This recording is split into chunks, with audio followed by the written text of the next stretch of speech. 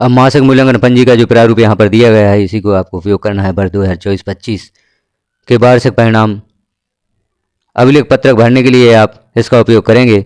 तो मासिक मूल्यांकन पंजी का प्रारूप आप यहाँ पर देख रहे हैं, जो ऊपर जानकारी दी गई है। यहाँ पर माध्यमिक कक्षाओं की मासिक मूल्यांकन पंजी दी गई है और यही प्रारूप प्राथमिक कक्षाओं कक्षा 3 और 4 के लिए भी होगा। तो जिस प्रकार से आप कक्षा 6 और 7 की मासिक मूल्यांकन पंजी भरेंगे उसी प्रकार से आप कक्षा 3 और 4 की मासिक मूल्यांकन पंजी भी भरेंगे। तो हम यहाँ पर देख लेते हैं शैक्षिक क्षेत्रों का मूल्यांकन विषयवार यहाँ पर दिया गया है। माध्यमिक कक्षा के लिए 6 विषय दिए गए हैं, प्राथमिक कक्षाओं के लिए यहाँ पर 4 विषय होंगे। तो जो मासिक मूल्यांकन है वह अगस्त, सितंबर, जनवरी, फरवरी यहाँ पर दिया गया है।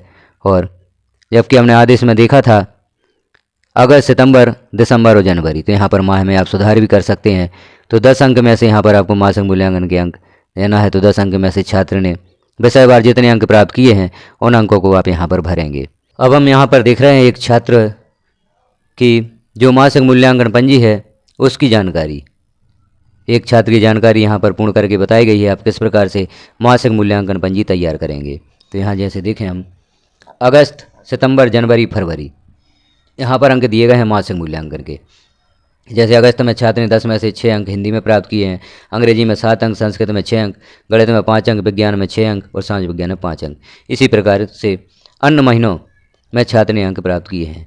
अब आगे आप अगला कॉलम देख रहे हैं मासिक टेस्ट अधिभार का अंक, जिसमें हमने 2 भागों में से बांटा है, योग और अधिभार। तो जो मासिक मूल्यांकन के अंक हैं 4 महीनों के, इनका आप योग करेंगे और इस योग का आप अधिभार ज्ञात करेंगे। तो 22 योग हुआ है। अब यहाँ पर 10-10 अंक 4 महीनों के हैं, तो मासिक टेस्ट का योग हो जाता है 40। 40 में से छात्र ने 22 हिंदी में, अंग्रेजी में 22, संस्कृत में 22, गणित में 22, विज्ञान में 21 और समाज विज्ञान में 18 अंक प्राप्त किए हैं। इनका अधिभार, इन अंकों में आप 4 का भाग देंगे तो यहाँ पर अधिभार ज्ञात हो जाएगा। यदि आपको पॉइंट में या दशमलव में अधिभार प्राप्त होता है तो आप, यदि 0.5 तक छात्र पहुँच जाता है तो अगला पूर्णांक यहाँ पर अधिभार में लिखा जाता है। और यदि 0.5 से नीचे होता है जैसे 7.4 तो पूर्णांक में 7 लिखा जाएगा। जैसे यहाँ पर आप देख लें, हमने यहाँ पर अधिभार ज्ञात किया है 22 का, तो हमने 22 में 4 का भाग दिया तो यहाँ पर हमें प्राप्त हुआ था 5.5, तो हमने इसे पूर्णांक में 6 लिखा। और 21 का अधिभार यहाँ पर 5 लिखा गया है क्योंकि यहाँ पर 5.2 अधिभार प्राप्त हुआ था जो 0.5 से कम है, तो यहाँ पर हमने अधिभार 5 लिखा। तो इस प्रकार से आप अधिभार को पूर्णांक में लिखेंगे। अब अर्धवार्षिक के अंक भी यहाँ पर दिए गए हैं। 60 में से छात्र ने हिंदी में 20, अंग्रेजी में 21, संस्कृत में 20 और इसी प्रकार से अन्य विषयों में अंक प्राप्त किए हैं। तो यहाँ पर हमें इसका 20 अधिभार लेना है। 20 अधिभार ज्ञात करने का सूत्र आप ऊपर देख रहे हैं। इस सूत्र के अनुसार आप अधिभार ज्ञात करेंगे, जो प्राप्तांक है उनमें 3 का भाग देंगे तो इस प्रकार से आपको अधिभार प्राप्त होगा। वह अधिभार को आपको पूर्णांक में ही लिखना है, जैसा मासिक मूल्यांकन के अंकों में बताया गया था उसी प्रकार से यहाँ पर पूर्णांक में लिखेंगे आप। वार्षिक मूल्यांकन जो 60 अंक का है, 60 में से छात्र ने जो अंक प्राप्त किए हैं यहाँ आप देख रहे हैं, इन अंकों को पूरा लिखा जाएगा। जो भी छात्र ने प्राप्तांक प्राप्त किए हैं उन सभी प्राप्तांकों को यहाँ पर लिखा जाएगा। अब वार्षिक प्रोजेक्ट जो 40 अंक का होगा, 20-20 अंक के 2 प्रोजेक्ट आप लेंगे, कुल टोटल 40 होगा। 40 में से छात्र ने विषयवार हिंदी, अंग्रेजी, संस्कृत, गणित, विज्ञान, समाज विज्ञान में 22, यहाँ पर हिंदी में 30 अंक, अंग्रेजी में 32 अंक, संस्कृत में 32 अंक और इसी प्रकार 30, 28 और 30 अंक प्राप्त किए हैं।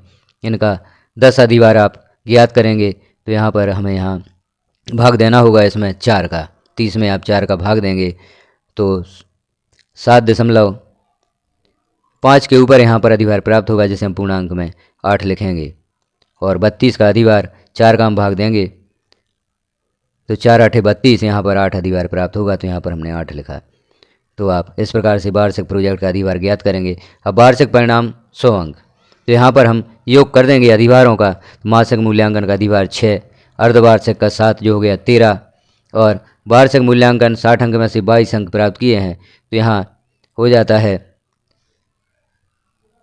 6 और 7 13, 13 और 22 35 और 35 में 8 हमने जोड़ दिया वार्षिक प्रोजेक्ट का, तो यहाँ पर 43 अंक छात्र को 100 में से प्राप्त हुए। इस प्रकार 43 पर ग्रेड बनती है D, तो हमने यहाँ पर ग्रेड दी। अब वार्षिक परिणाम में 100 अंकों में से छात्र ने विषयवार जितने अंक प्राप्त किए हैं उनका टोटल किया हमने नीचे, जो 258 आता है। और यहाँ 600 में से जो 258% बनता है उसके अनुसार यहाँ पर डी ग्रेड छात्र को प्राप्त होती है। इस प्रकार से आप मासिक मूल्यांकन पंजी भरेंगे। कक्षा 3, 4, 6 और 7 के लिए एक जैसी ही मासिक मूल्यांकन पंजी यहाँ पर भरी जाएगी।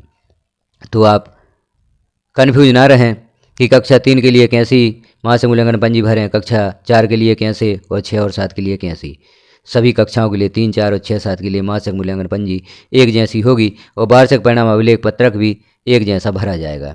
अब आपको कई प्रकार के वार्षिक परिणाम अभिलेख पत्रक और मासिक मूल्यांकन पंजी उपलब्ध हुई होंगी, तो आप इस मासिक मूल्यांकन पंजी को देख लें और इसी प्रकार से इसको तैयार करें।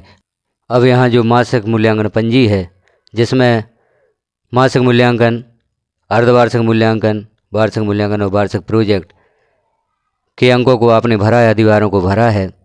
अब यहाँ हम देख रहे हैं जो आखिरी में हमें योग करना है। अधिभारों का आपने योग किया और जो योग आपको प्राप्त हुआ उसका महायोग किया, महायोग 258 आपको प्राप्त हुआ।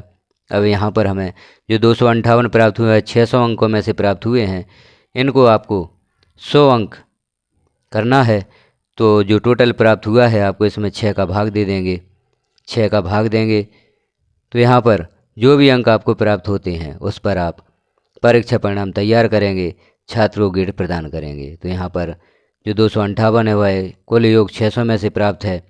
600 को 100 बनाने के लिए आप इन अंकों में 6 का भाग दे देंगे और प्राथमिक कक्षाओं 3 और 4 में जो भी आपको यहाँ पर नीचे योग प्राप्त होगा उसमें आप 4 का भाग दे देंगे।